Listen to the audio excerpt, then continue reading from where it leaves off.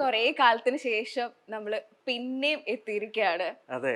കഴിഞ്ഞ വർഷം ആണെന്ന് തോന്നുന്നു അല്ലേ? ഹൃദയം. അതും ഹൃദയത്തിന് ശേഷം. ഹൃദയം കഴിഞ്ഞ ആ ഒരു സമയം നാളെ അതേപോലെ തന്നെ വിനീതേട്ടന്റെ പടത്തിന് ജോയിൻ ചെയ്യാൻ വേണ്ടി ആ. പോകുന്ന ഒരു ടൈം. അതെ, അതെ. ഓക്കെ, അത് അനൗൺസ് ചെയ്തിട്ടുണ്ടോ? ആ അനൗൺസ് ചെയ്തിട്ടുണ്ട്. ഞാൻ ആക്ച്വലി ജോയിൻ ചെയ്തു. ആ ആ 2 ദിവസത്തെ ഷൂട്ട് കഴിഞ്ഞപ്പോ. അതെ. അതുകൊണ്ടാണ് ആ ഒരു ലുക്കാണ് ഇപ്പോ. അതെ, ഞാനത് ഫസ്റ്റ് കണ്ടപ്പോ ഇത് ഇങ്ങനെ ഒരു ലുക്ക്. കണ്ടു കഴിഞ്ഞാൽ സെൽവേനെ ഓർമ്മ വരുന്നത് ഇത് വേറൊരാളായിരുന്നു. പക്ഷെ സെൽവ ഒരുപാട് ഇൻഫ്ലുവൻസ് ചെയ്തിട്ടുണ്ടല്ലോ പേഴ്സണൽ ലൈഫില്. തീർച്ചയായിട്ടും. അത് ആക്ച്വലി കരിയറിലാണ് കൂടുതലും.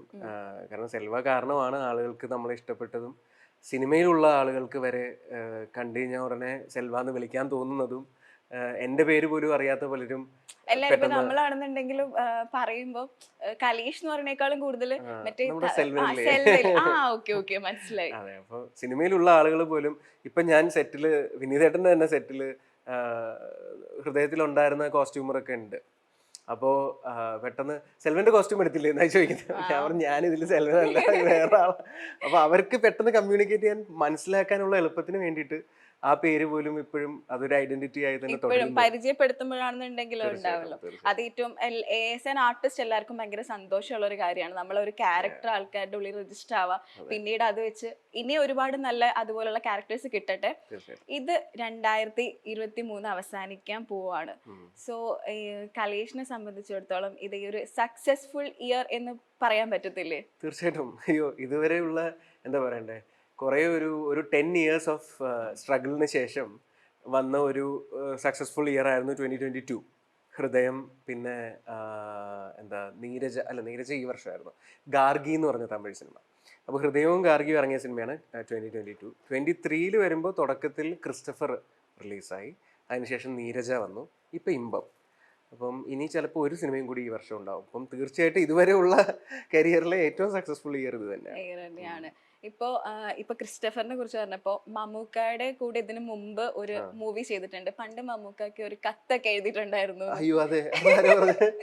ഞാൻ റെഫർ ചെയ്തിട്ടാണല്ലോ വരുന്നത്. ഓക്കെ ഓക്കെ, അടിപൊളി, നല്ല റിസർച്ച് ആണ്. ആക്ച്വലി അത് മമ്മൂക്ക തന്നെ ആക്ച്വലി അതിന്റെ ക്രിസ്റ്റഫറിന്റെ പ്രസ് മീറ്റിൽ പറഞ്ഞു. കാരണം എൻ്റെ ആദ്യത്തെ സിനിമ, ഞാൻ ആദ്യമായിട്ട് കുഞ്ഞനന്തന്റെ കട എന്ന് പറഞ്ഞ സിനിമ, അത് ഞാൻ എൻ്റെ ഒരേ ഒരു നാടകം മാത്രമേ ഞാൻ ചെയ്തിട്ടുണ്ടായിരുന്നുള്ളൂ. ആ നാടകം കണ്ടിട്ടാണ് സലീം അഹമ്മദ് അതിൻ്റെ ഡയറക്ടർ വിളിക്കുന്നത്. അപ്പം എന്നോട് പറഞ്ഞു, എടാ ഇങ്ങനൊരു സംഭവമാണ്, സുഗു എന്നാണ് ക്യാരക്ടറിൻ്റെ പേര്, നിനക്ക് ഡയലോഗ്സ് ഇല്ല, കാരണം അതിനകത്ത് സുഗു ആരോടും മിണ്ടില്ല, ജസ്റ്റ് ഒരു പുള്ളുവൻ വീണ വായിച്ചുകൊണ്ടിരിക്കത്തേ ഉള്ളൂ. അപ്പം ആളുകൾ ഇങ്ങനെ സുഗു എവിടെ നിന്നാണ് വന്നതെന്ന് പോലും അറിയത്തില്ല. പക്ഷെ കുഞ്ഞനന്തേട്ടൻ്റെ കടയിൽ എപ്പോഴും ഉണ്ട് സുഗു. കുഞ്ഞനന്തേട്ടൻ്റെ കടയിൽ തന്നെ തിണ്ണയിൽ തന്നെ കിടന്നുറങ്ങും.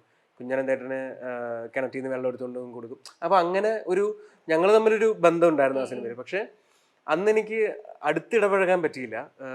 പക്ഷെ അതിനുശേഷം 9 കൊല്ലത്തിന് ശേഷമാണ് വീണ്ടും ക്രിസ്റ്റഫറിൽ ഒരുമിച്ച് അഭിനയിക്കുമ്പോൾ എടോ താൻ എവിടെ ആയിരുന്നോ ഇവിടെ പിന്നീട് മമ്മൂക്ക ചോദിച്ചത്.